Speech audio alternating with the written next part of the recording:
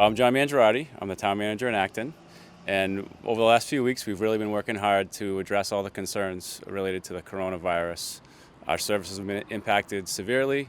Our residents are asking a lot of questions, and we're doing our best to get information out as quickly and as accurately as we can. Safety is our number one priority. We provide a lot of public services, but our number one priority is making sure we're able to keep our employees and our community safe. We're learning more about this every day, but one thing we know is that keeping people separate is one thing we can do to prevent further spread. So we shut down all of the public buildings as a precaution. The libraries, the schools, the senior center, our town hall, we're all closed for the public. Our staff are still working there, but we're keeping the public out to honor social distancing. We're really encouraging people to use our website. Our phones are still open, and we're doing our best to get back to people and help navigate in this new environment where people aren't allowed to come in the door, but we're still doing our best to provide services to them every day.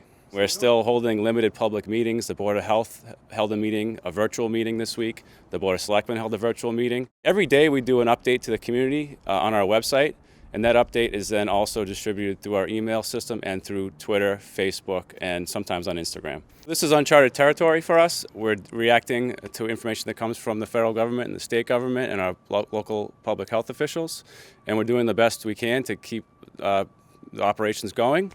It's been challenging, but our team has really risen to the occasion. Our local officials have really stepped up, and we're going to continue to work through this every day. Good morning. Hi, this is John Mangiaratti, and we're live this morning virtually for Java with John. This is a program that we run at the Senior Center, and we're running it virtually today because the Senior Center is closed. I'm John Mangiaratti.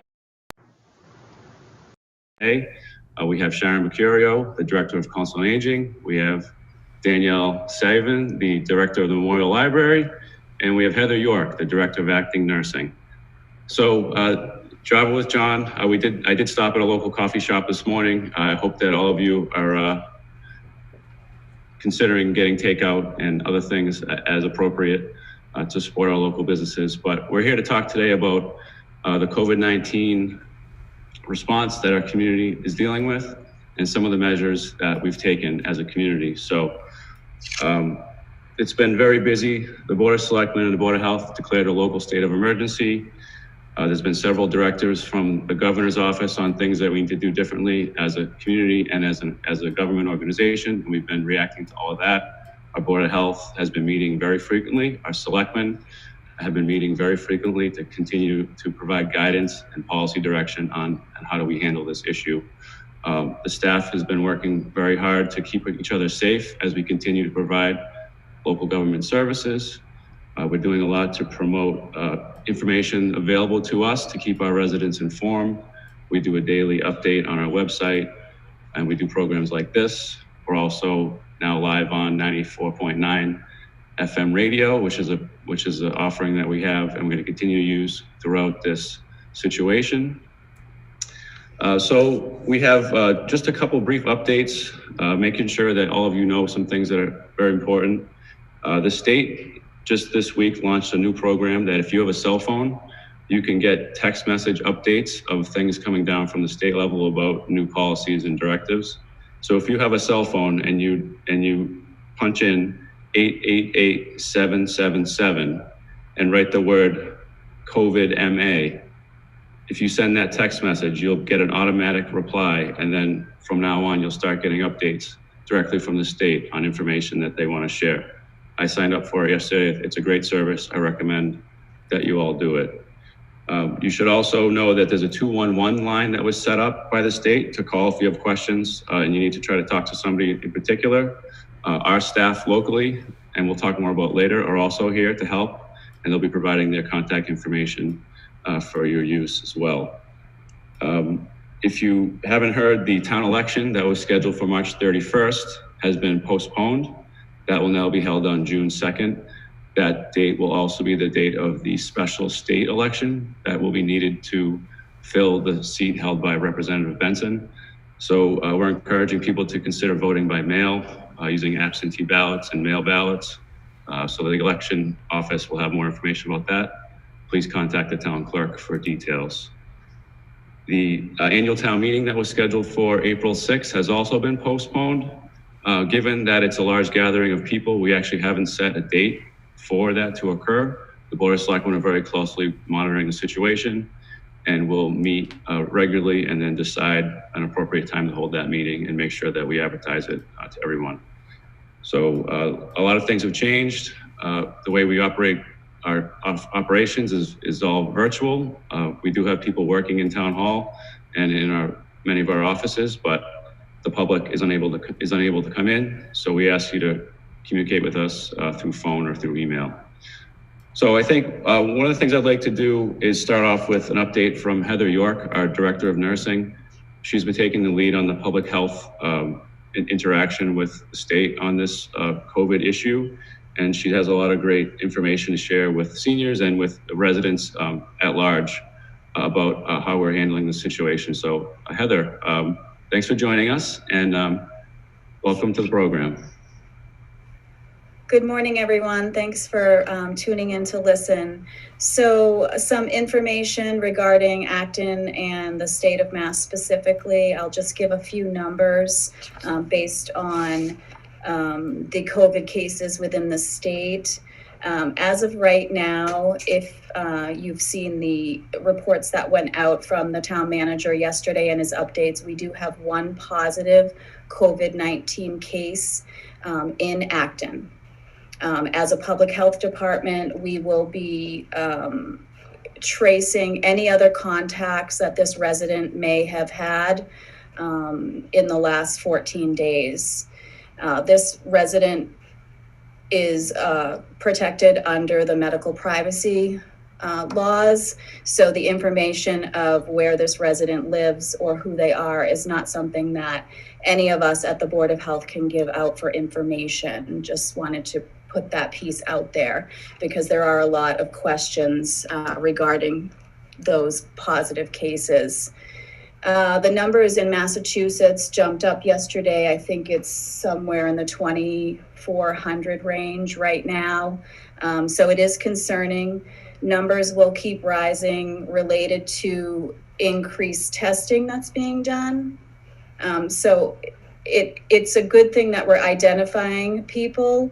And it's good that we are able to trace any contacts so that anyone who has been exposed to a positive case would have a self-quarantine or, and on top of that, if they live with others who aren't infected, they would have a self-isolation. So I can explain a couple of those terms to begin with. So self-isolation is when you are a positive case or you have symptoms of the COVID-19 and you live with others. The recommendation is that you self-isolate from everyone else in your house as best that you can. If you are able to use a separate bathroom, that is suggested. Your laundry and your cooking utensils, eating utensils, drinking glasses should all just be specific to you. They shouldn't be shared with anyone else. And anyone coming in contact with you in your home should wear a mask. And I know masks are an issue right now, but a bandana over their face to keep them safe from catching COVID-19 from you specifically. If you are considered a contact case, if you're ever called by anyone from the public health department and you're identified as a contact case, or you have been tested and you are a positive case, you will be placed on a 14-day self-quarantine, meaning that you cannot and should not leave your home or be in contact with anyone else that does not have COVID-19. So if you are a senior living at home, as an example, and we call you to say that you had contact with a positive case, we would tell you to self-quarantine. We would talk about symptoms, how you're feeling, any kind of management of, do you have people in the community, relatives, that can bring you food or have food delivered? Do you have enough food? We would direct you if you do need to go to a doctor or to call 911. we would tell you to call the facility that you're going to, report that you are in self-quarantine before you go. If you're driving, the preferable way to get checked by anyone is to drive in a single car by yourself if you can. If you can't and someone needs to drive you, they should try to distance themselves as much as they can from you.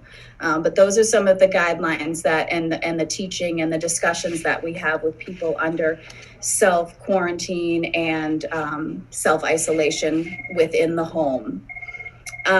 So I am going to just read to you some of the information based on Governor Baker and the Department of Public Health's advisory, the stay-at-home advisory that came out on the 24th of March. It gives a lot of really good information. So I'm going to read some specific points, and some of this relates directly to the seniors 70 and above. I know that the senior definition is 60 and above, but they're targeting those folks that are 70 and above because of they're the folks that get the sickest, and they have a higher fatality rate than anyone under 70. So that's specifically targeted for them. But I'll just read some highlights of it, and then what staying at home means, because I think there's a little bit of a misunderstanding with some people in the communities that they're not following that stay-at-home guidance. So the Department of Public Health and the governor sent this out again on March 24th. The purpose is to take a strong action to reduce the potential exposure of COVID-19 to those instances for basic food, health, and well-being, and for the provision of our essential services. Everyone in Massachusetts has an important role to play to slow the transmission of this virus. Every instance of potential exposure that can be eliminated is an important step for that individual and for the community. So this advisory was written in two parts. The first is specific to and directed to Massachusetts residents who are 70 and older, and those with an underlying health condition, to strongly advise them to stay at home with the exception of essential trips for food, medicine, and focus time for exercise and fresh air. While you're doing that, keeping at a safe social distancing of 6 feet. As I said, this part of our population has a significantly higher fatality rate with confirmed cases of this virus. And the DPH advisory is in the strongest terms urging you to stay at home unless necessary to limit your exposure to the virus. The second part of that advisory was basically to direct to the rest of the population as a whole, to those who are needed to keep essential services operational and for all other residents in the Commonwealth. This part of the advisory also advises staying at home for all of those who are not providing essential services as described in Governor Baker's executive order of essential services. So just some tips on what exactly staying at home means. So you should only be leaving your home for essential needs. If you need to get fresh air or exercise, that is definitely something that we're encouraging for your overall mental health. It's hard to be isolated, so going out and doing that, but making sure that if you are, you're staying 6 feet away from others. If you come across someone on a rail trail, a sidewalk, try to keep as far away from each other as you can. You should only run, and this is especially true for the seniors, you should only run your essential errands to the supermarket, the pharmacy, at specified times that some of the pharmacies and grocery stores are coming out with for seniors to be in the stores.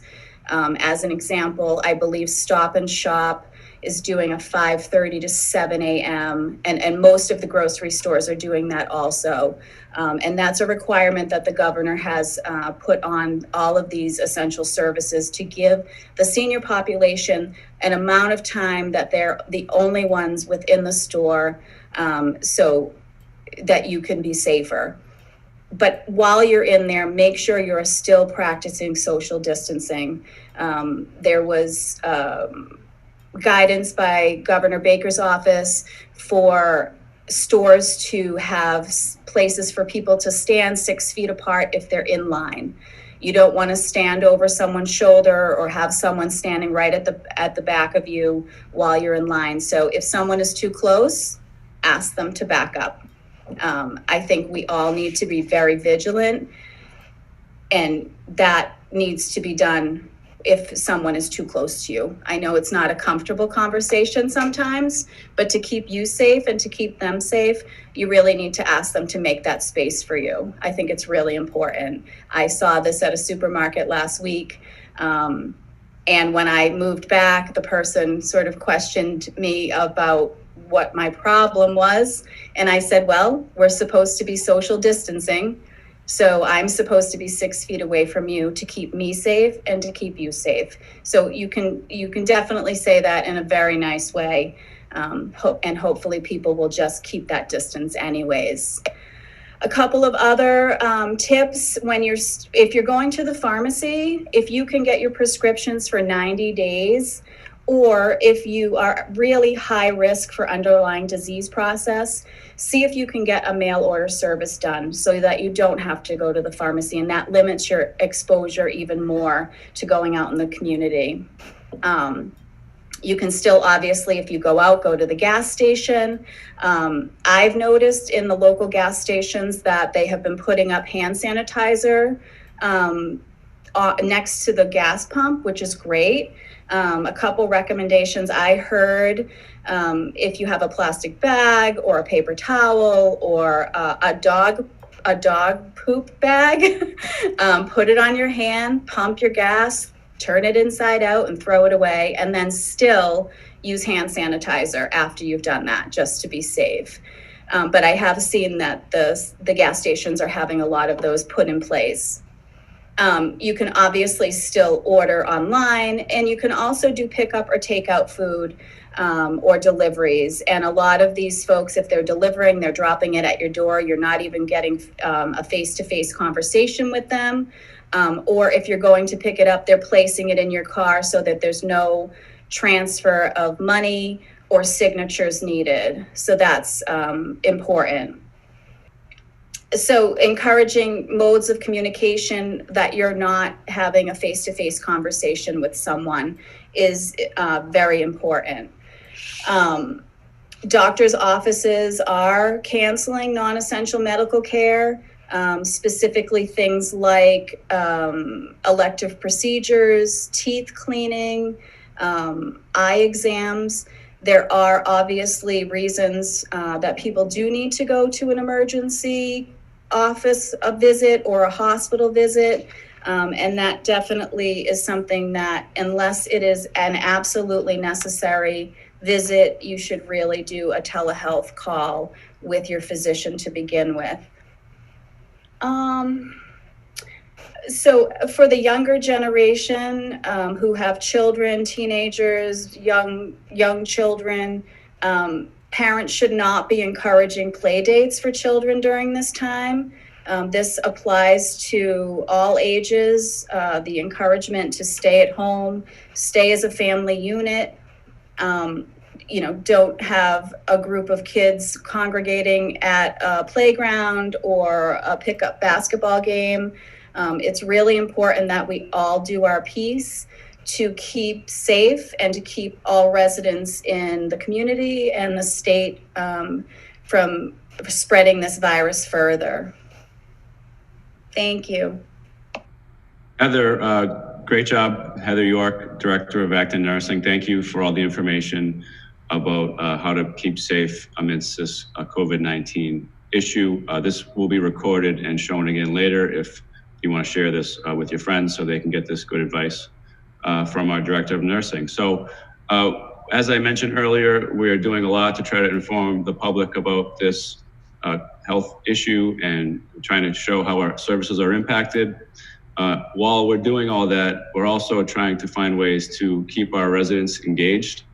Our senior center and our library provide tremendous community gathering opportunities, which unfortunately we're not able to use right now as a community. So our director of our Council on Aging and the director of our library has been doing great work trying to find ways to foster connections with our residents without having our buildings open. So our next two speakers are Sharon Mercurio, director of Council on Aging, and Danielle Savin from the Memorial Library. Why don't we start with Sharon? And Sharon, can you tell us a little bit about what's going on with the Senior Center and ways you're reaching out? Sure, thanks, John. So our staff are basically working remotely. So they've been reaching out to the seniors in the community. Just a reminder that those calls will be coming from a private number or a block number. We're still checking our work phone. So we're still here working. We're still here to support you. So if you have any questions, concerns, whatnot, please call. If we're not answering the phone, leave a message and we will get back to you.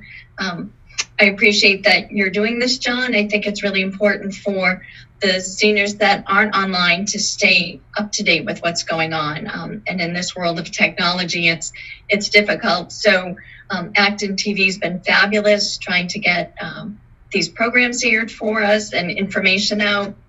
I just wanted to let seniors know as well, our April newsletter is going to look completely different.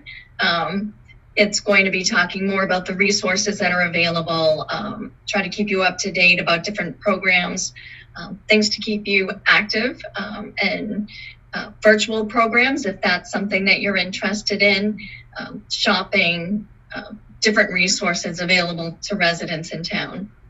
We've also been updating our website just about daily. There's a newsletter tab on our website you can click and find all the latest information as well.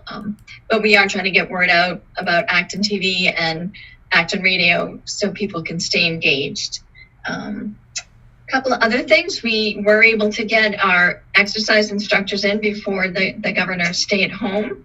And those are actually being aired now on Acton TV. So from 9 to 11 during the week, there'll be exercise and line dancing classes. And then 2 o'clock in the afternoon, there'll be yoga or line dancing. So get up, practice in your living room. Nobody's watching. I try to tell my family, I think it's really important.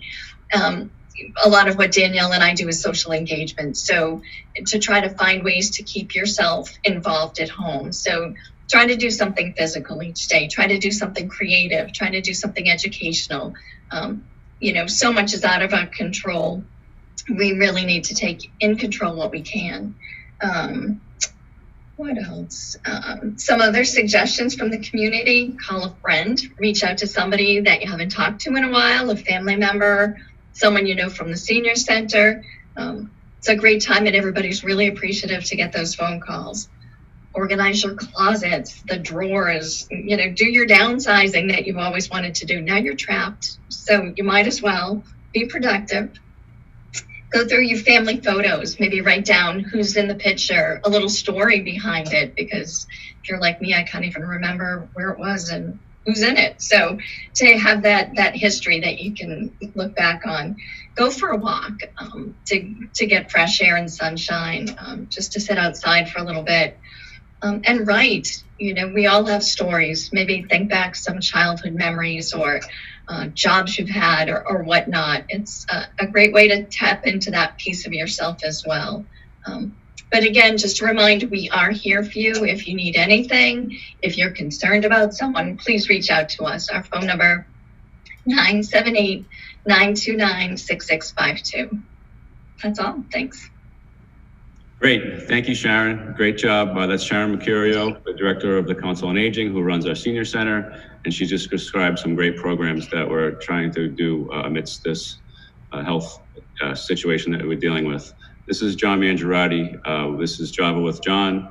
We're broadcasting live on YouTube Live right now, also on FM radio 94.9 WAEM. We had earlier discussions from Heather York, our Director of Nursing, who gave us some great tips about how to stay safe and help prevent the spread of this coronavirus, COVID-19. We just heard from Sharon, and now up next, actually one other thing. We're going to take time to answer any questions that you have from the viewers at home. We have a 30 or so people watching on YouTube Live right now. I'm sure there's thousands listening on the radio. So if you have questions, you feel free to email manager@actonma.gov. You can also use the chat function in YouTube Live to enter in any questions that you have, and we will be trying to answer all the questions at the end of the program from all of our speakers and from me as well. So thanks for tuning in, and please send your questions along. So up next, we have Danielle Savin. She's the director of the Acton Memorial Library, and she's doing a great job, and she's going to tell you a little bit about some of the programs that they're working on. Thanks, John. Good morning. I'd like to let you know about the ways you can use the library from home. We offer electronic resources that you can access with your library card. We offer ebooks, audiobooks, music, and video. The main services that we offer these are are called Overdrive, Canopy, and Hoopla. You can go to actonmemoriallibrary.org/e-resources to see the full list. If you don't have a library card, you can sign up for an e-card. Go to actonmemoriallibrary.org/e-resources, and you'll see a link to sign up for one. If you have any questions while you're using these services, you can call our reference department at 978-929-6543 or email reference@actonma.gov, and a staff member will get back to you. At this time, we're also offering some virtual programs. We have storytime songs and crafts posted on Facebook and YouTube channel. We will also be reading stories on the radio station 94.9 FM. We're also offering our Dungeons and Dragons group a chance to play online, and stay tuned as we continue to prepare more online programs for you. You can find all of this information on our website, actonmemoriallibrary.org, or if you use Facebook, you can search for Acton Memorial Library. Reach out to us, let us know if you need any help using our services. Thank you. Thank you, Danielle. Great job. So again, we have lots of programming that we're trying to offer virtually, and there's even more available on our website, so continue to check that out. We're now at the portion of the program where usually at the Senior Center, I would just speak for 5 minutes or so, and then I would take dozens of questions. And I'm happy to do that now. I do have a few that have come in so far. I have a question someone asked. Actually, this is a good question. While all the town buildings are closed, are you taking advantage of the opportunity to do deferred maintenance and other things inside the buildings? That's a great question. And under normal circumstances, if the buildings were closed, we would be all over that, and we'd be doing all kinds of work to catch up on things that we wanted to do in the past. Unfortunately, due to what's going on, our maintenance staff is actually working in a different way than they have in the past. Instead of cleaning, once or twice a day, they're cleaning several times per day. So it really limits their ability to do any extra projects, even though it is a good time to do that right now because there is limited people in the buildings. We did, however, get to, I think, make a lot of progress on a lighting project that we were working on in the library, and I think it made it a little bit easier without having the public in there. So I guess that's a silver lining. But that's a great question, and thank you very much. What other questions do we have out there?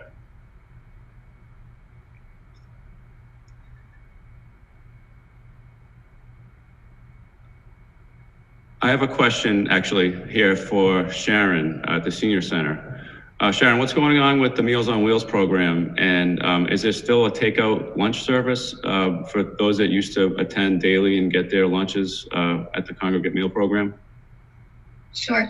So Meals on Wheels and the congregate program are both run through Minuteman Senior Services. This week, they've needed to tighten up things a little bit. So Meals on Wheels are still going out to clients, but they're really trying to focus on the most vulnerable. So folks that don't have families around or transportation to provide those meals. Same thing for congregate. Again, they're looking at a decreased workforce and an increase of vulnerable folks. So the grab and go meals have been reeled in a little bit as well for folks that really need it nutritionally and don't have any other means to get those meals. So we are still working with Open Table and have frozen meals available for folks. So if that's something that you'd be interested in, please call the Senior Center. Let me know. Great, thank you, Sharon. Oh, here's a question. Thank you very much from a caller or a writer. What is the status of the transfer station? So in Acton, we don't have curbside pickup. We have a transfer station where residents are able to drop off their refuse and recycling.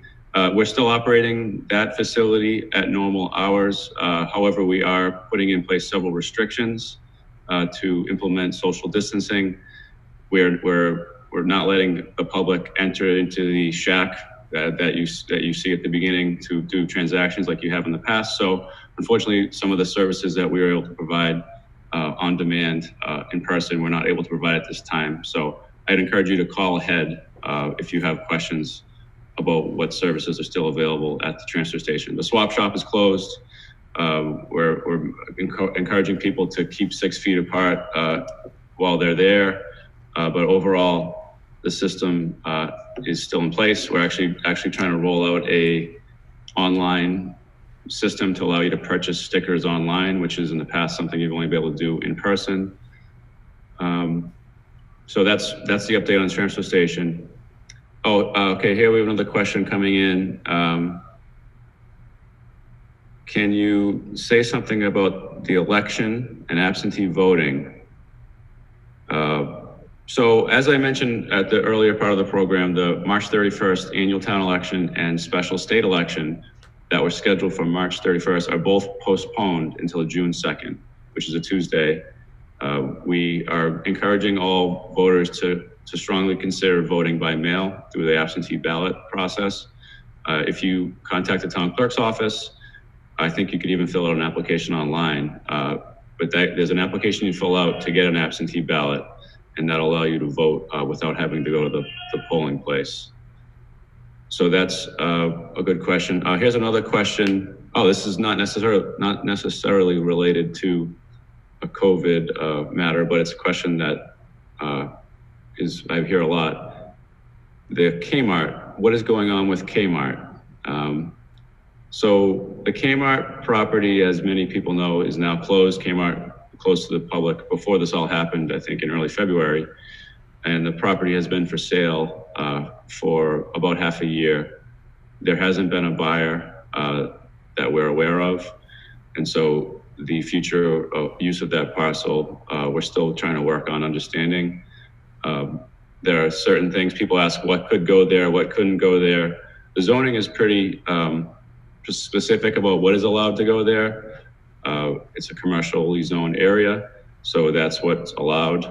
And there's special other things that can be considered, but that's generally what would be allowed there. But we don't know what's going to go. We're going to continue to work with the current property owners and the future property owners to make sure that whatever goes there is something that the community needs. I have another question coming in about,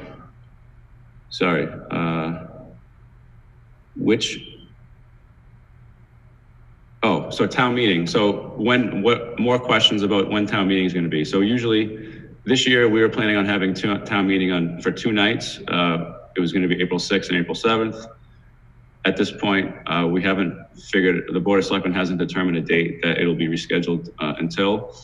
We're hearing that there's legislation at the state level that may allow us to hold that town meeting even after the end of the fiscal year. Which gives us some flexibility. But if that doesn't get approved, then we're going to work on identifying a date, probably in June. But the Board of Selectmen will be the ones to decide that. But stay tuned. They're meeting again on Tuesday night. The Board of Selectmen meeting will be held. The board members will be in person, but the participation will be virtual. So you can follow it on YouTube, or I believe it'll be also broadcast on the radio station. If you have any questions about that, please contact my office, 929-6611. You can also send an email to manager@actonma.gov. Here's another question coming in. How long do you see the buildings and the senior center being closed? So that's something that we're really, we're gonna have to evaluate every week. The Board of Selectmen usually meets twice a month. They've already met, I think, 4 times or 5 times this month. And I think they're gonna continue to meet every week to allow us to continue to react and make decisions on what the best thing to do is for the community. The governor earlier this week announced that schools are closed through the end of April. And so we're gonna continue to follow that and understand if we should follow a similar path or what we need to do. But for now, the buildings are closed until further notice, and we're just doing our best to keep people separated. A question about playgrounds. So the playgrounds are all closed. We know it's a beautiful day and it'll be a great day to go to the playground, but we ask you not to do that for your own safety and for our community's safety. The skate park is also closed. So that is not, we shouldn't be going there either. Social distancing is something that you need to be serious about, and playing games like that out in the field and being close together is not in keeping with social distancing. So the Board of Health has been very strongly opposed to any kind of activity like that, and they'll continue to meet and make decisions on how to implement that. I don't think we have any more questions. Do any of our speakers want to? Oh, here's one. The rail trails. Are the rail trails still open? Yes, the rail trails are still open, but you still need to be social distancing while you're on the rail trails. So that's very important. Thanks for the question. Any of our guest speakers have any parting or final thoughts before Sharon closes this out for us? Just jump in if you'd like. Okay, well, last week, the first time we did this on television, Sharon ended the meeting or the session with a poem, and we'd like to do that again because we all thought it was very nice. So Sharon, please do that, and then I will sign off after that. And thank you all for listening. Thank you. So today's poem is from Laura Kelly Fanucci. When this is over, may we never again take for granted a handshake with a stranger, full shelves at the store, conversations with neighbors, a crowded movie theater, Friday night out, a taste of communion, a routine checkup, the rush of the school each morning, coffee with a friend, the stadium roaring, each deep breath, a boring Tuesday, life itself. When this ends, may we find that we have become more like the people we wanted to be, we were called to be, we were hoped to be. And may we stay that way, better for each other because of the worst. Thank you, Sharon. Very nice. And so this is John Mangiaratti, Town Manager in Acton. You've been watching and listening to Java with John with special guests, Sharon Mercurio, Heather York, and Danielle Savin. Thank you very much for listening, and please be safe out there and tune in for next week. Thank you.